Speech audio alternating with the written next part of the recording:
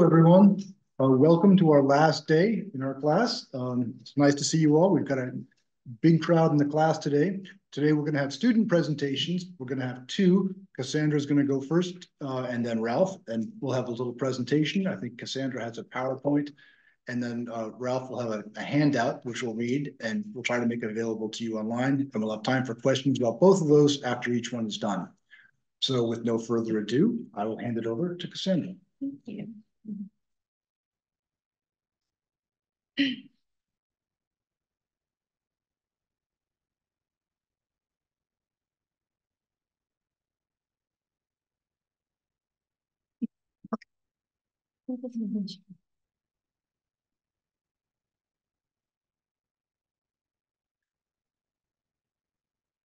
Okay, hi, hello everyone. So today I want to talk to you guys about the fundamental particles of physics and how they relate to Buddhist philosophy. So the inspiration for my topic is the Big Bang Theory. I originally wanted to study how everything came together. And if you guys looked at the slide, at the very right-hand side is where we are now, actually, with all the galaxies formed and everything's neat and orderly. And then at the very beginning of time, where you see a bunch of squiggles, is basically where all the quantum magic happened. So because we have limited time today, we're just going to talk about a very little small aspect of quantum particles, of a very sliver of a part of quantum physics. So it's just going to be a nibble for the inspiration for this topic. And critical to this is what we've been studying in the Heart Sutra and the concept of emptiness. And the key thing here is that there is nothing in existence today that has an independent existence. So going forward with that, we are going to go from the biggest molecule to the smallest particle in the universe. If you guys see, we start with the atom. Inside the atom, there is a nucleus. Inside that nucleus, there are protons and neutrons. And inside the protons and neutrons are quarks. It doesn't matter if you remember the names of everything. Just know that we're studying the very smallest thing right now. And in quantum physics, this is the table of the smallest atoms. So you don't have to remember the names. It doesn't matter. It's just for you guys to see that there are a handful of the smallest particles that we study at any given time. And so to start in the actual meaty discussion of today's topic is a while ago, you guys might have been familiar with the left-hand picture, which is an atom. And if you see, there's a little black ball that signifies an electron. So that's a very simplified version that is usually given. But in quantum mechanics, electrons actually travel in what we see in the right-hand picture, which is basically waves. They just go in waves everywhere. And not only electrons, but any of the smallest particles of physics, that's all they do. They just go wave through wave through wave. And in it, as an example, on the left-hand side, we have, for example, an electron field. And each little indentation that you see is a wave. A wave. It could be going up, it could be going down. That's the simplest explanation of the quantum field.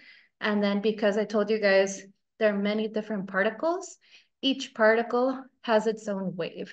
So when you look at the right-hand picture, you see there's many different waves going on, but they're all together because they're all interacting together.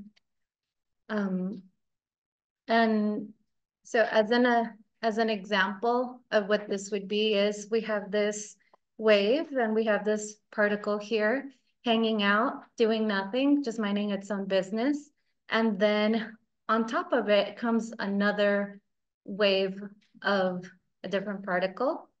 And when they interact, another particle comes out as a result of that interaction. So if you guys noticed before, in the red wave, there was no particle. But once it comes in contact with the wave below it, there's a wave on top. Similar to waves in the ocean, when you have a wave, it could be small, but if you add more water, the wave becomes bigger.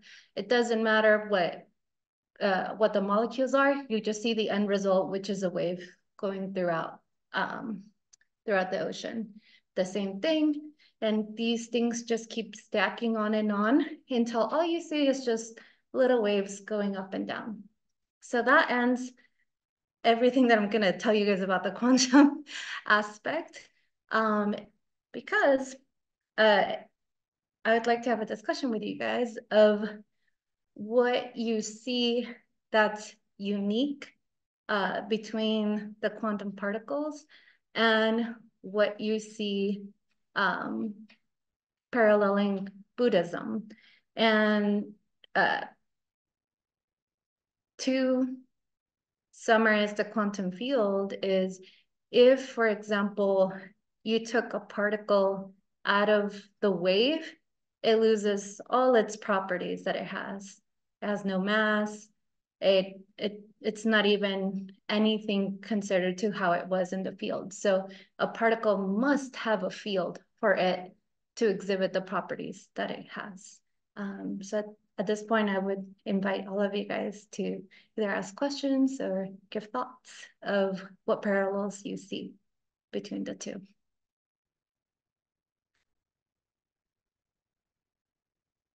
Or any explanation. Thank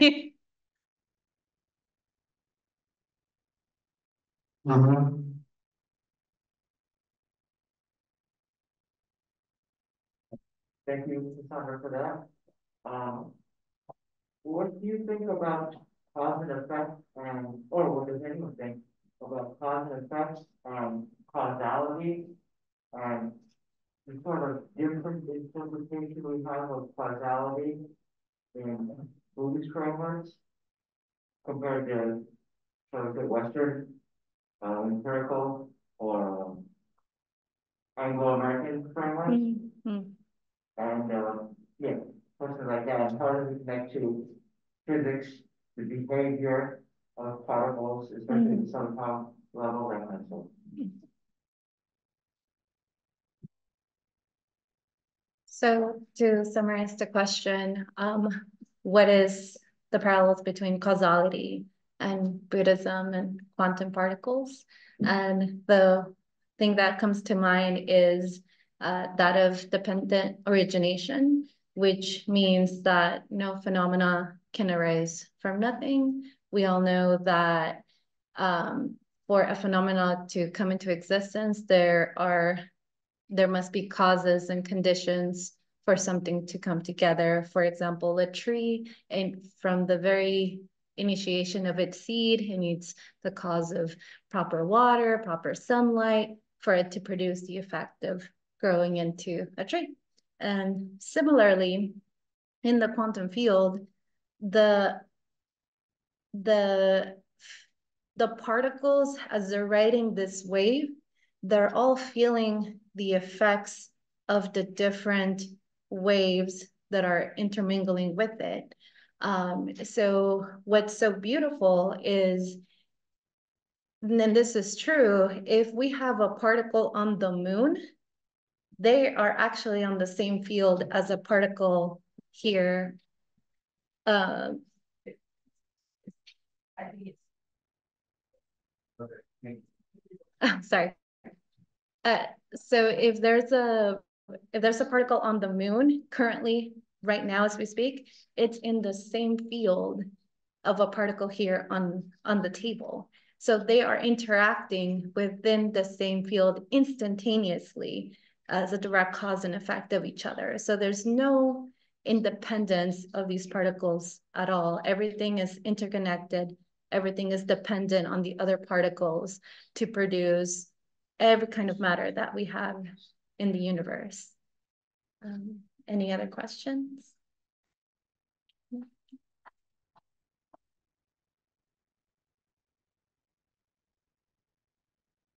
I think there's a question here in the classroom. Oh, I have previous discussion. Hi, I hope everyone else can hear me. In a previous discussion, we talked about how protons and neutrons and electrons are very small, and there is a big distance between them. So what we think of as solid matter is kind of an illusion in that because of the distance being so great and the particles themselves being so small, all our solid material world stuff is actually very empty. And I think there is a parallel there in that there's an emptiness there, but it's not the emptiness of nothing or nothing, but it's an emptiness of some thing that works and develops from that. What are everyone's thoughts on that?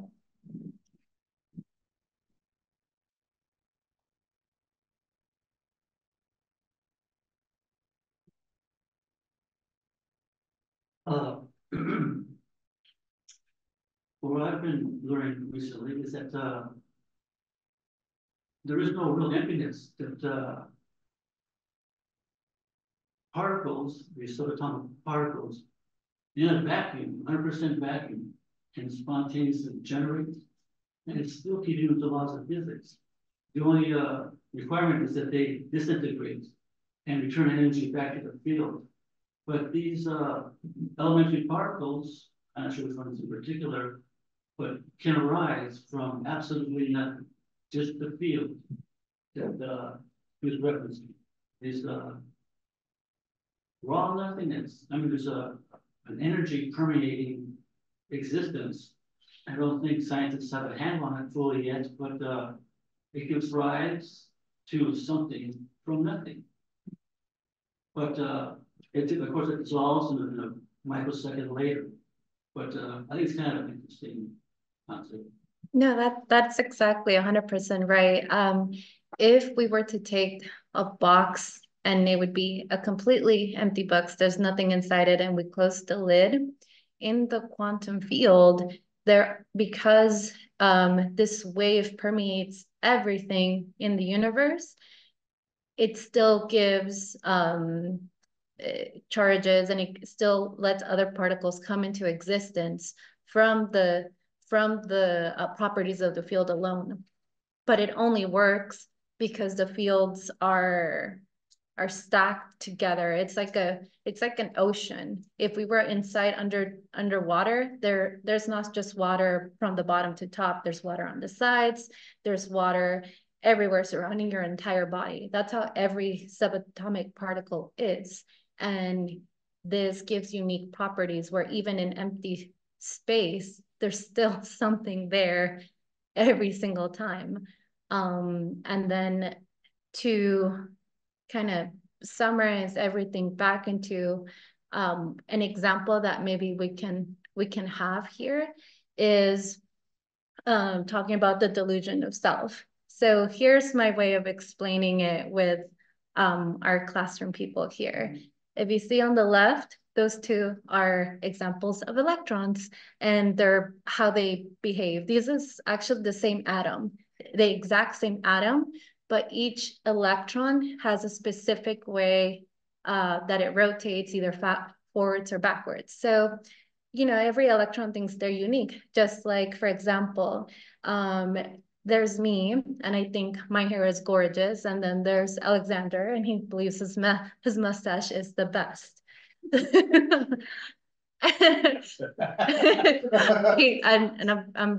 I'm taking advantage of Alexander's generosity.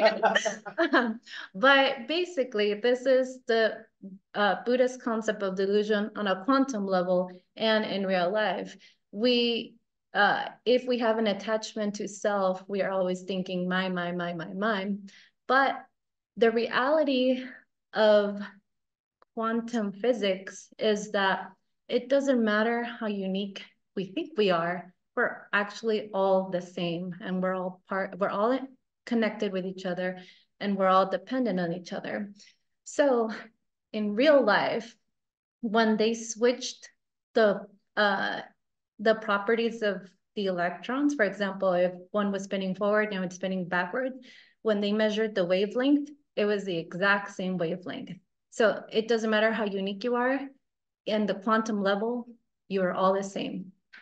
And in the real person level, if I were to take Alexander's mustache, or he would to take my hair, it doesn't matter that we switched it, because when we measure our desire for happiness and our desire to be freedom from suffering is exactly the same. And to finish, why do we care about why quantum particles are the way they are? It's basically because when we see each other and not just think of ourselves, and we know we are part of a larger field, or in this instance of a larger universe, a larger world, it teaches us that we need to get along with everybody else, because my actions have an effect on other people's actions, and their actions have an effect on me. Just like in the quantum field, the wave of one particle affects the wave of the other particles. And a good real life example of the actual political and social implications of having this philosophy that we are all interrelated, that we're all dependent on each other, is Nelson Mandela, because he truly believed that everybody was the same. And if he had another mindset, perhaps he would not have been as successful in leading South Africa from apartheid. So that is the final slide for my presentation. I do want to give Ralph time for his presentation. I think we still have more time. Okay. I have a question. I'm sure people online have questions. So while you think for a minute, let me ask mine. Western physics starts with, or doesn't start with, but reaches an important point of Newtonian physics, laws of motion, things like that.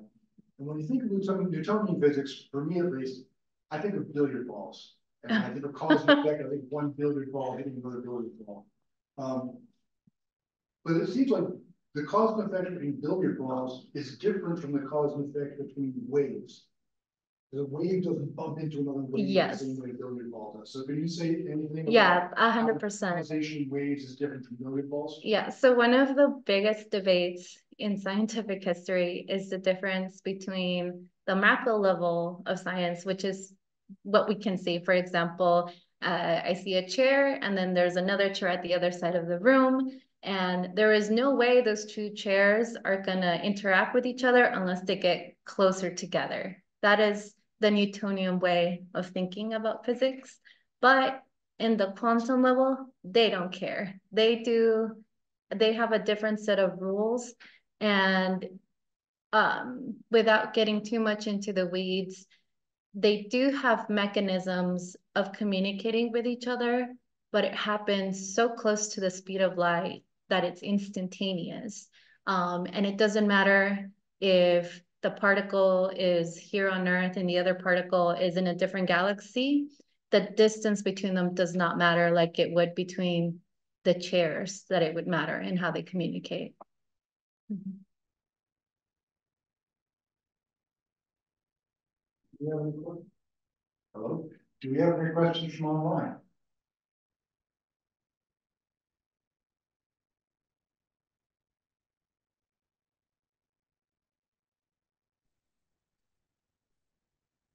I just wanted to comment that I'm blown away by your presentation. I don't know if you study this like on a regular basis, but you made it very clear, very simple, very nicely done. So thank you for sharing your knowledge.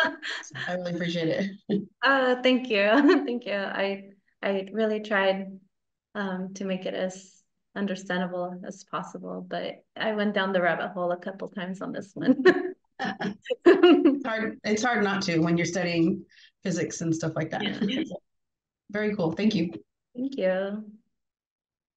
Can I ask what the I guess intention of understanding here is are we drawing a metaphor between physics and Buddhist I guess in a sense metaphysics? Are we saying that one reaffirms the other, that one is providing evidence for or against the claims of the other? What would we take from this? I would say for sure. I don't want to make it seem like quantum mechanics is providing scientific evidence for Buddhism. That is not what I'm trying to do. Because I think I'm just pointing out that if both of them are as a philosophy, Buddhism has certain implications in how we are and how we work. Mainly, we're dependent on one another.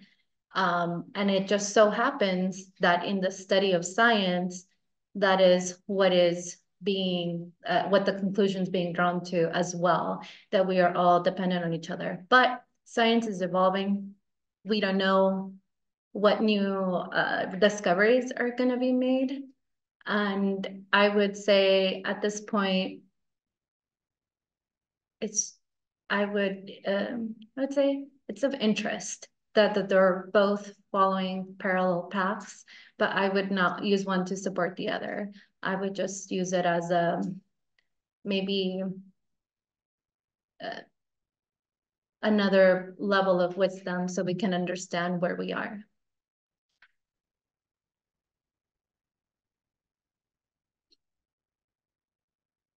Did you have thoughts on that, Andrew?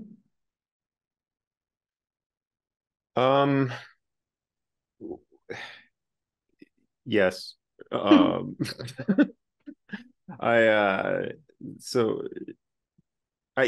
think I understand where you're coming from. I do think that there's certainly a very common, at least Western discourse. I don't know if it's found elsewhere in the world, relating Buddhism to a sort of scientific basis. I don't know if anybody's familiar with the work of Dr. Donald Lopez Jr., but he wrote a book called The Scientific Buddha, sort of detailing like the history of that. And it is quite, it shares a critical view that with me, or rather I took my critical view from him, I guess is the better way to put it, of relating Buddhism to science, at least in the sense of saying that it's more scientific, and I don't get the impression that that's what's happening here. But that's sort of the basis of what I wanted to ask, because the implications vary for what we're supposed to do with the information depending on what it is that we're trying to connect to. Because if we're speaking in metaphor, then perhaps there's something to be said about the study of physics as a form of practice, and that I guess might be true. But if we're trying to assert something as a truth, if we're using physics as evidence for some sort of Buddhist claim, then that's potentially quite different. Sorry. And I understand you're saying that that's not the intention, but there's the difference of intention sort of changes how I'm supposed to then sit here and then like, what do I actually do with the information? So that's why I was curious as to your thoughts. No, I love the question. You actually reminded me of something that I didn't want to include in the slides, but one time they asked the Dalai Lama, well, what would happen? Well, so far, quantum physics seems to parallel Buddhist philosophy, but what would happen if eventually scientists discover that quantum physics disproves everything that Buddhist philosophy has tried to teach people? And the Dalai Lama said, well, since the point of Buddhism is to know the real truth, and the truth is true in the past, present, future, for all time. If it happens that the science is saying something different, then Buddhism needs to adapt to science. Because we need the end goal is to find out the real truth of the world. And so that's why I feel hesitant to say that science is being used to prove Buddhism, because both science has its truth and Buddhism has its truth. And if they're both diligent about pursuing the real truth, then there shouldn't be any discrepancies between them where one has to change to adapt to the scientific discoveries of the day, which I found interesting coming from the Dalai Lama. I do think that, I mean, there's a historical context to the claims that were being made. It's a true quote as far as I can tell, but I mean, it is speaking to a specific sort of controversy, which is a controversy in Tibet about whether or not the earth is round. And that the scientific point that he's speaking to is that the world is a globe, and not what would be earnestly believed by many Tibetan practitioners, that the world is flat with the great Mount Sumeru in the middle, and this being the southern continent of that, because and to an extent, it's almost tempting to use that example to like make fun of people, like they were talking about something silly. But that's not really my intention, because the real core is that there's no doubt in my mind from further commentary, but then also just a belief in my understanding of the individual, which is quite poor, that the 14th Dalai Lama is going to say that science will never be able to actually negate sort of core Buddhist like soteriological claims or metaphysical claims. So it's somewhat easy to say, well, we have to accept the scientific answer over our spiritual one if we very, very firmly believe that it will never actually do so, at least at the core sort of fundamental understandings. Details like the shape of the world is who cares? But his claim is essentially that science will never be able to negate doctrines of rebirth, and so therefore, if it did in theory, then yes, we should all change our mind, but it's not going to. I'm sure you read that at some point. I think the one book I read of the Dalai Lama specifically on science, the gist of every chapter that I read is always be questioning, and that's the same concept that I think in the scientific community, always be trying to disprove our theories so we can find out if they hold the test of time. So I think that's what I got as a guiding principle. I wish I had more time to delve more into the different perspectives on it, but that's what I was able to gather from my time reading. Well, thank you very much, Cassandra. That was very thought-provoking. I think you have a choice. Let's give her a round of applause. And our head presenter, which I'm sure will be able to connect it because it's connected to everything. He's Ralph. So he has a handout which we all have here, and I don't know if Jane was. We will make this available. Is it on the FoGuang website? I think Manable got your email, right? So, and you're gonna email her. I already did. Did, right? And I think our copies here if anybody wants to follow. Yeah. I think Manable will upload to Google Classroom. So this target, there may be a copy of this presentation on Google Classroom if you want to look.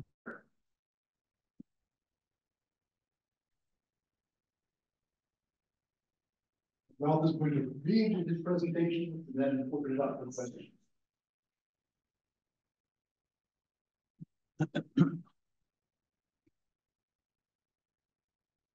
Hi, everyone, and thanks for listening in advance. And I want to, before I even start, I want to start off with an apology because I may say some things here that offend some people in some ways, but it's done with good intentions. So with that, here we go. These past several weeks, we've explored concepts like form and emptiness and have learned that they are one and the same. If we accept this as the premise, then this would seem to imply that belief systems too, as forms, are empty.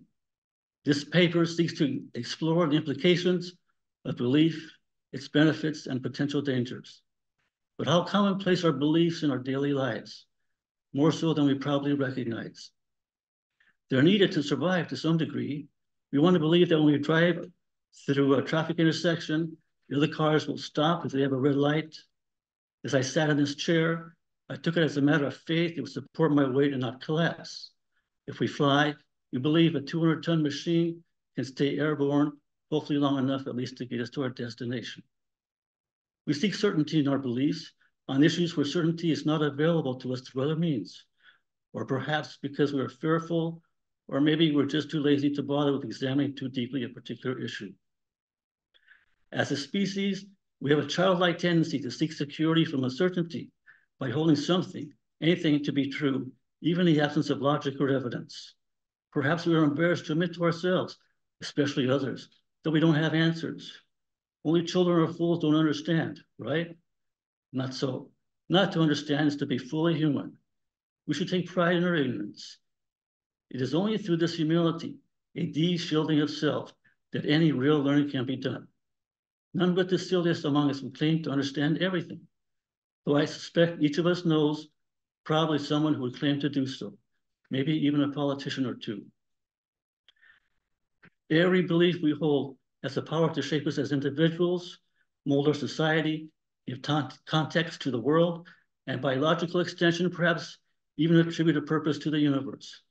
But let's begin with the working definition of belief, some examples of expression of belief, drawbacks to belief, and the role and benefits of belief.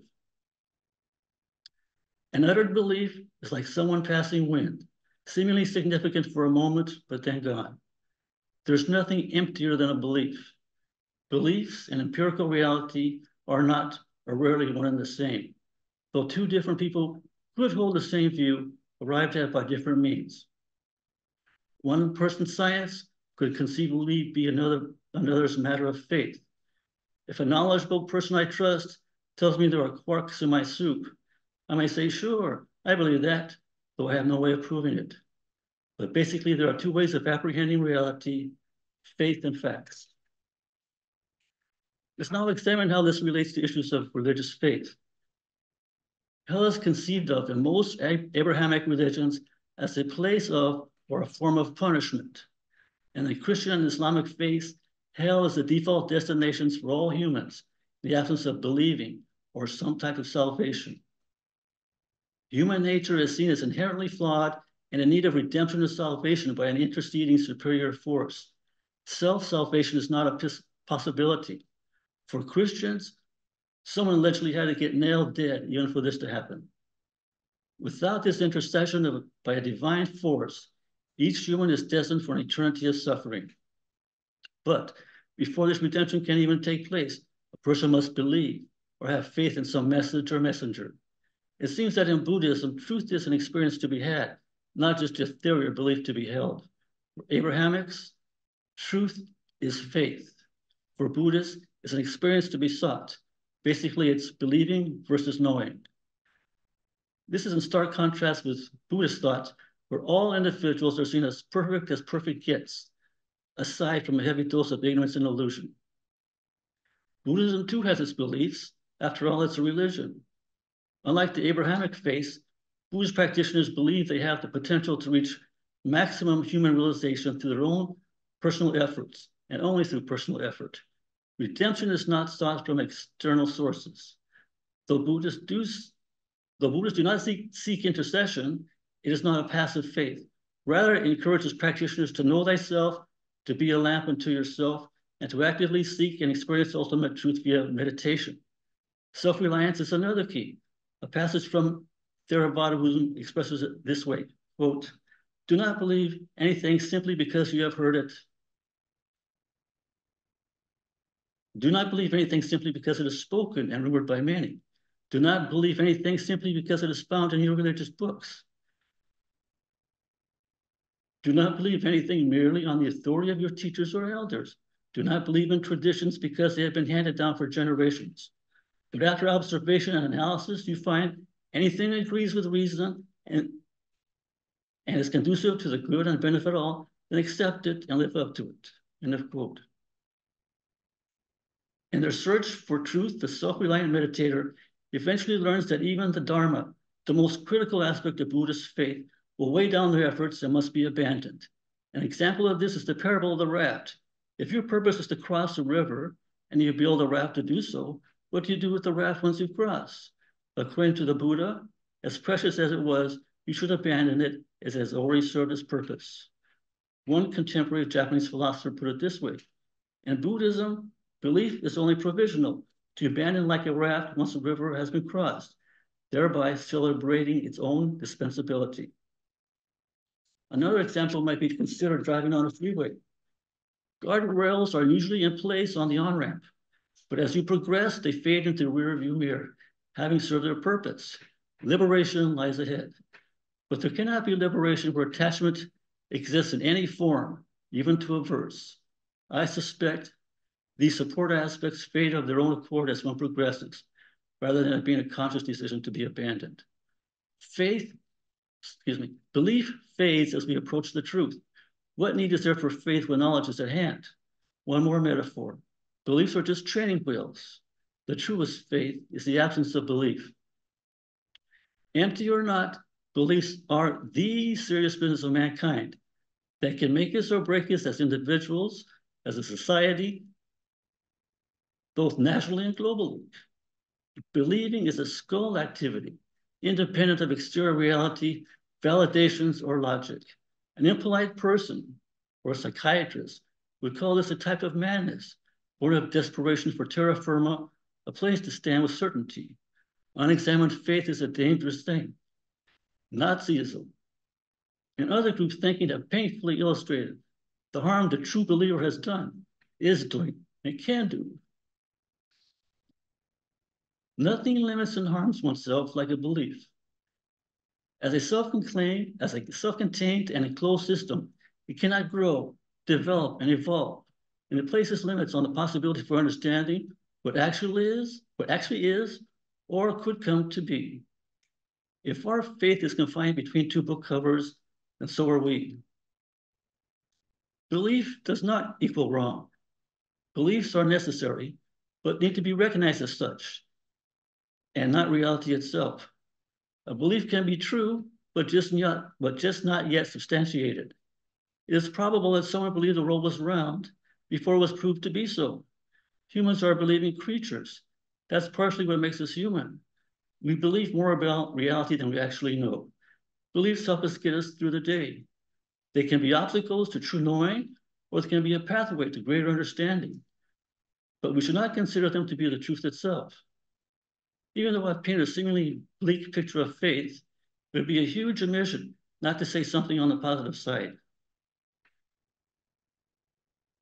In the human realm, there is nothing more powerful than faith. It is only a slight stretch to say that faith can move mountains. It has started revolutions, freed slaves. We've given people courage in dark situations, not to mention the placebo effect. We need to consciously choose our beliefs and not mindlessly fall into them through our childhood upbringing when we are mentally defenseless and blindly accept parental input, or through societal enculturation. There is nothing easier than falling into a belief. Beliefs can be obstacles to true knowing, or they can be a pathway to greater understanding of one's nature. We shouldn't consider the path to be the destination itself. To examine a belief is not merely to be a skeptic. I once met a man who once told me, "I don't believe anything I hear and only half of what I see." That seemed admirable, even inspirational to me at the time. We cannot deny or escape the fact that we are believing creatures. And as limited beings, have an inclination for easy answers.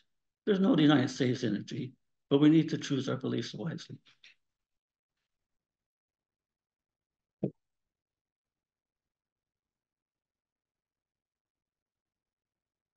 Thanks and questions.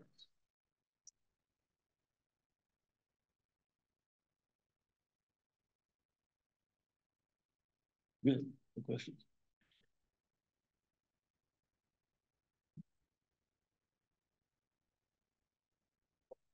Ralph? Yes. Thank you, Ralph, for that.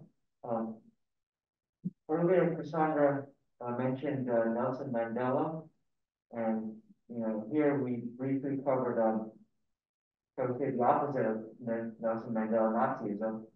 How do we determine whether our beliefs are right or wrong? Where do we get information from?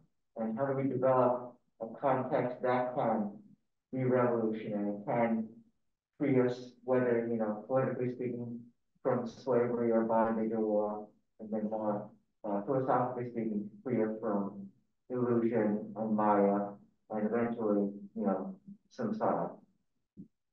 Asking of Ralph and everyone, everyone's doing this. So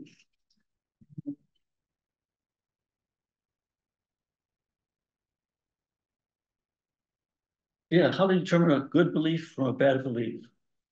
I suppose if one is conducive to growth or larger understanding, it does not place limitations. To the extent that the belief does not place limitations and allows for mystery to exist, the unknown, and respectfully, then it's a good thing. If we want to imply our answers to somehow indicate that we know what the truth is, we have the answers, then it's limiting, confining, and it's not in sync with the greater whole, that larger quantum field of truth being in existence that we all partake in. If we want to contain it, limit it, then we've kind of killed it. It's not helpful to us. I think that presentation was fantastic. Hello, thanks. Ralph, it seems like you have very strong convictions that holding erroneous beliefs is very detrimental. Is there a personal belief story that made you reconsider how powerful beliefs were, or a time where you re-examined what you believed?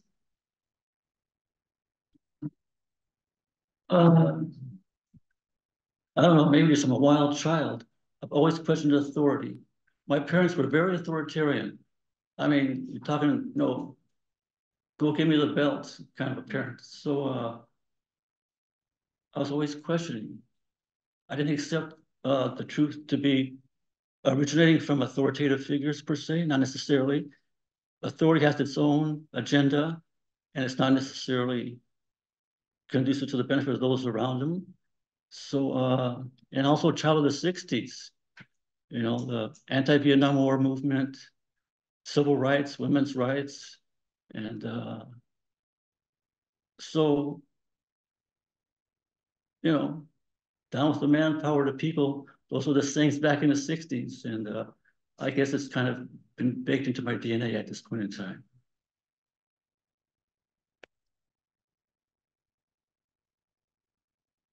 Anyone online?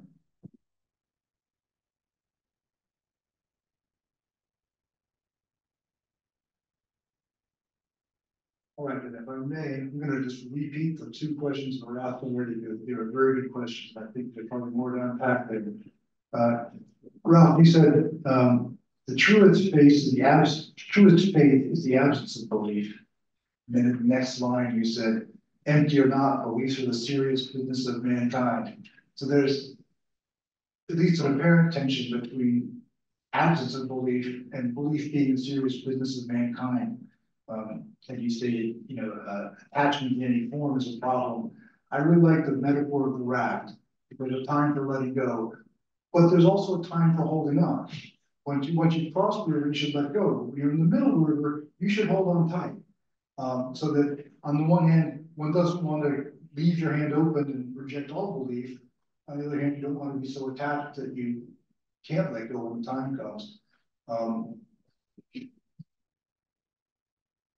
So the goal is knowing when to hold on and when to let go, which I think is the substance of both the questions before. But I'd like to ask it again, people's own experience. How do you feel like you know when to hold on and when to let go? Sometimes it seems obvious, sometimes less so. What are people's thoughts on this when you reflect on your own experience of holding on and letting go?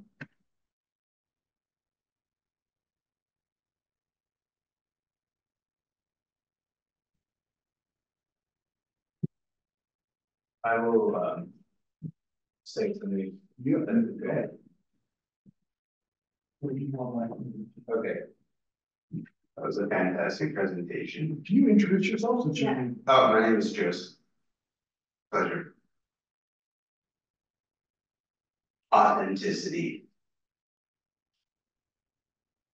is how I find that answer, because that's a very, very important question. And authenticity is at the core of everything that we do if we are moving with the right intention. So I find in any given situation, if there's a reason that I'm doing something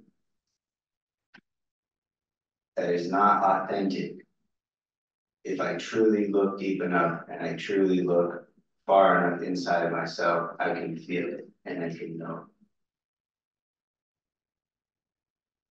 It's like if you're going to the temple because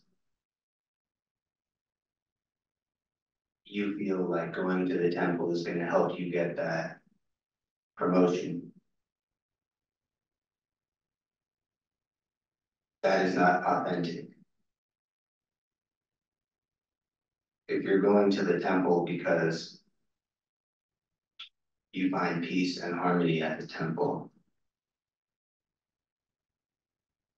and the temple cultivates your natural desire to discover the truth, that is more authentic. Everything that we're doing, I feel like, has to come from a place of authenticity. And I find that that place of authenticity is also a place where love resides as well. So for me, the more authentic I am with myself and the more I cut down my delusions and ignorance and ego, the easier it is every time to see something that's not authentic as soon as it pops up, almost to where it starts to become second nature, where you'll catch yourself in your own BS as soon as it arises. Just as you can see someone else and inauthenticity in someone else, it gets to a point where you can see it in yourself just as quickly. And that's a special place.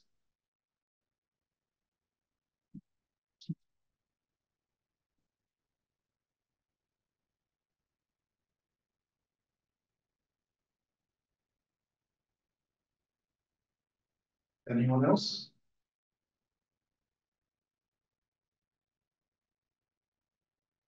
We can draw a connection between the two presentations. And I apologize, this is only a half-baked, I didn't have time to finish it fully.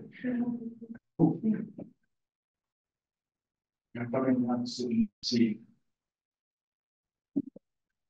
Ralph, I want to leave you the rest of the time.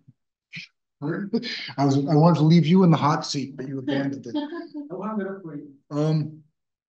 One of the things that we've learned in science in the last century in particular is that oftentimes our conventional ways of looking at things turn out to be an obstacle. Things that seemed really obvious to us before turn out to be the wrong way of thinking about things as we approach the truth. And that was a huge development with particle physics and quantum mechanics and Einsteinian notions of space and time and things like that. So with physics, we're rather familiar with this notion of the necessity of relinquishing ordinary ways of looking at things. And I think, whether or not we want to say Buddhism is a metaphor for science or Buddhism and science converge, there's certainly an analogy that as we approach the truth in Buddhism, you frequently find yourself confronted with having to question ways of thinking that are very normal and conventional and sort of obvious on an everyday level. So require us thinking in very different ways. And that kind of has an interesting relation to the question of authenticity, because when you think of your authentic self, that's usually the self that you have been for a long time. But sometimes as you grow, we find that there's a conflict between the truth that we're discovering and the self that we thought that we were. And it's hard to decide what your authentic self is, which I always find a fascinating moment. I have to admit, I guess I'm a very stubborn person. There have probably only been a handful of times in my life when I've really changed my mind, but they've always been very surprising. I've heard something, I think, wow, that's right. How did I not see that before? And if I was wrong all long before. And I'm always kind of fascinated by those moments. So I wonder if, again, I'll send it out to the audience. If other people have examples of a time when they found a truth that was authentic, but unexpected, and that people found themselves surprised by what they thought the truth was or who they thought they were. Here comes Ralph.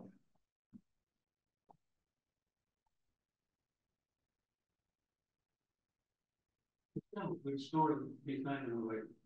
One for that question, but I remember once when I was coming home from work, and there was this guy on the freeway on ramp, some homeless person asking for money.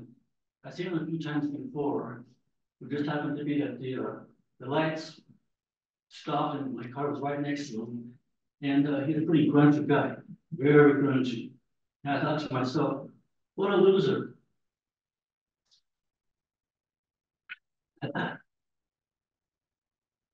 So I always keep on changing my car to get rid of homeless guys and stuff like that. And so I gave him a handful of change. In my hand, accidentally touched his palm. That's the last thing I want. But his palm was warm. I said, shit, this is a human being just like me. So, and he was smoking a cigarette. And I felt, oh, I'm superior. I got the car and he's homeless. So, being white, I said, hey, you shouldn't be smoking. That stuff will kill you. And he says, no, stress is what kills you. And I was in a very stressful environment. I said, man, that rang so true. And I learned a lot from this guy. Homeless people in the street. Mm-hmm. So that blew me away. He kind of, sped me around at least temporarily. Mm-hmm. So that was kind of a good thing, I suppose.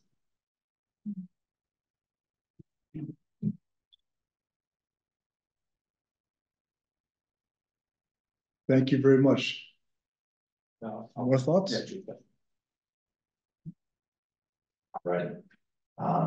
Yeah, thank you both for sharing your stories or ruminations. For me, kind of close to what Paul is framing this question about authenticity. In my view, I don't think of things in terms of authenticity, because I think there's always a possibility, like in Ralph's story, of reframing, rethinking, reevaluating, reanalyzing perhaps everything. And I think that is a crucial component to any form of critical thinking, but also a form of interpersonal development.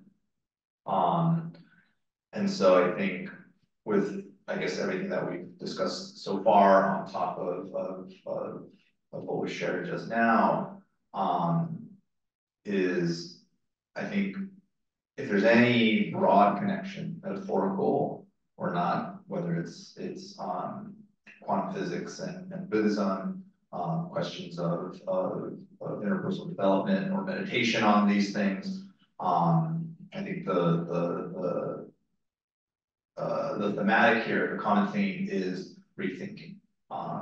And perhaps to also kind of speak to the papers that, though not explicitly said, that rethinking is something that we have. So we'll always have some kind of set of belief, ideology, whether we think that's a false consciousness or not is up to us in the political situation that we're in. But it seems to me that once we're there, we can either kind of repulse it and we can be stubborn and hold on to this because it gives me some semblance of reality or semblance of stability, or should I rethink it because now it opens a new door in how I've understood things. And for me, that happens pretty constantly, especially if I'm reading material on whether it is Buddhism or whether it is history. It's just leaving that door open for constant reevaluation, and I think that can also lead to interpersonal development more broadly.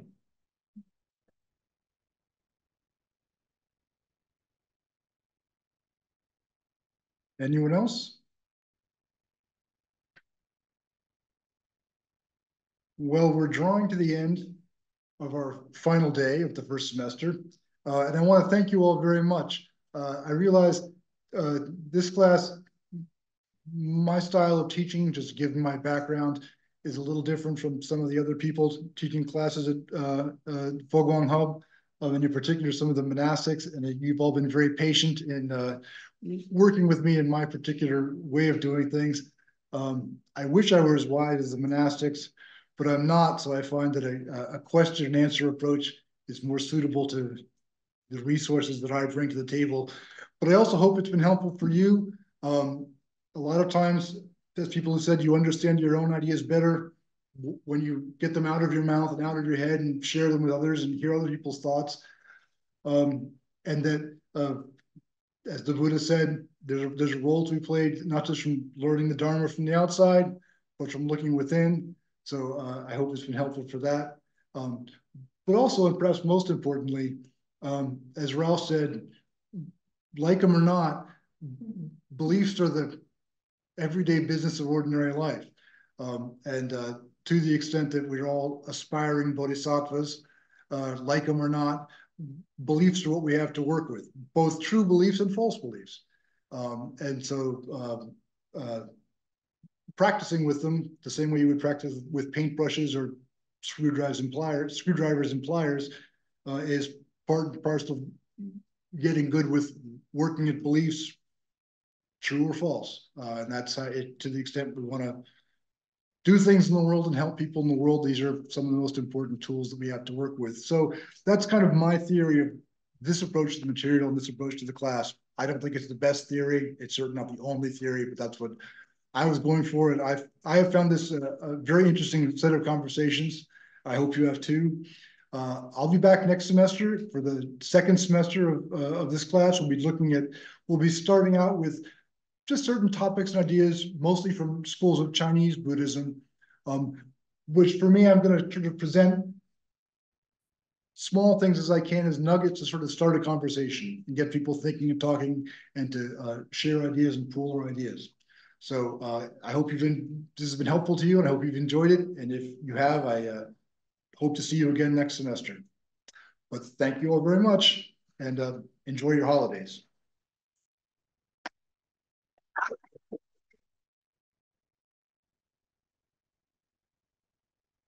Thank you. Thank you. When does the next course start? When does it start? In March? Ching is going. When does this next semester start? In March? Spring, right? Spring. Yes, spring. Usually, we're pretty sure it was March last year. I just looked at this today. It was March last year, so I'm assuming it'll be March this year. Okay. Thank you. Thank you. Thank you, Dr. Paul. Thank you, Annie. It's always a pleasure to see you. Thank you. Bye-bye. Goodbye.